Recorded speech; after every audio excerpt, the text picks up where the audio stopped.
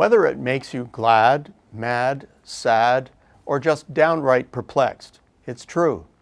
Growth in the U.S. economy is scorching hot, and there seems to be no end to it. And while it seems there's less willingness to share that growth around, it's happening anyway. More than a few nations are benefiting from the Yankee boom. So is Canada one of them, or are we getting left behind?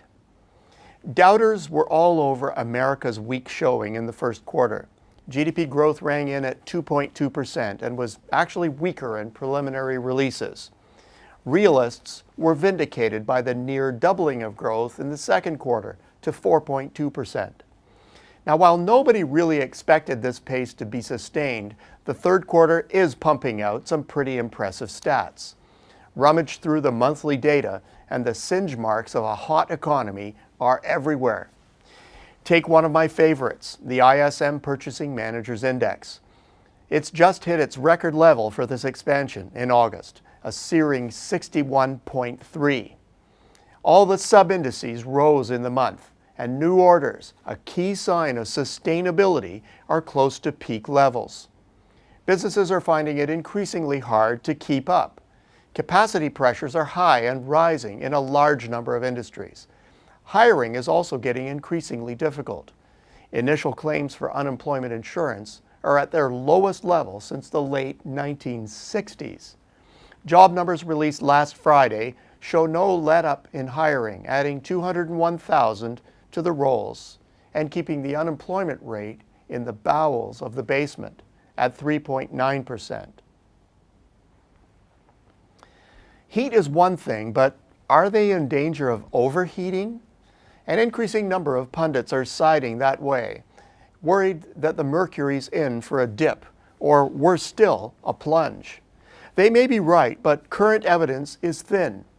Post-recession growth in the U.S. was weak for a long time, building up a large store of pent-up demand.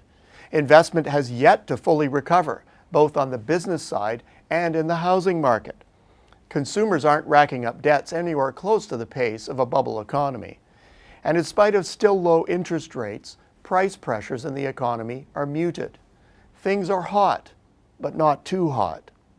Some are saying this is all about stimulus, that tax reductions and spending programs are an artificial boost that will give way to much softer conditions next year.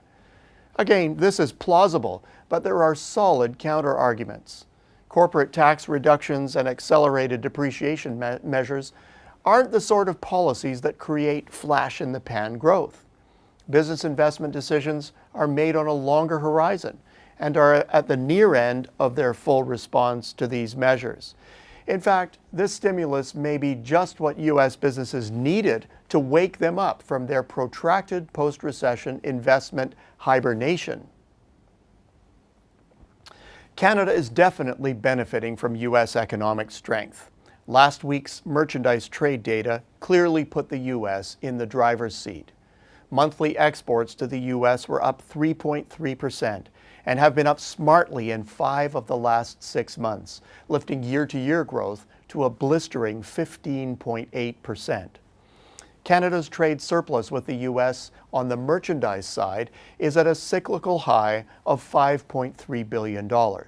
While no doubt this will be used by some to illustrate the raw deal the U.S. is getting from the current trade architecture, first, their surplus with us in traded services takes us to balanced trade.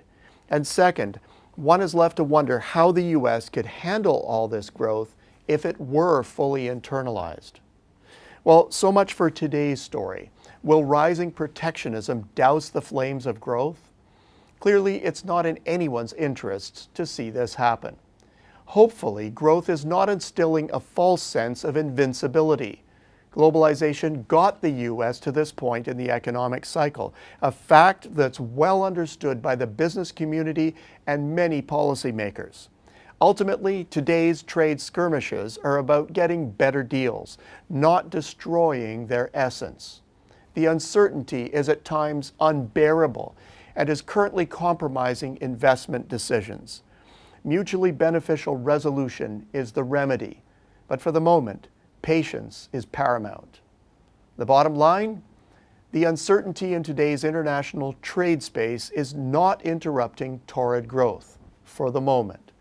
Drag it on, and any delays to trade-related investment plans will begin to constrict the broader economy. For this reason, all sides are hoping for speedy and conclusive resolution to outstanding trade issues. Until next week, I'm Peter Hall.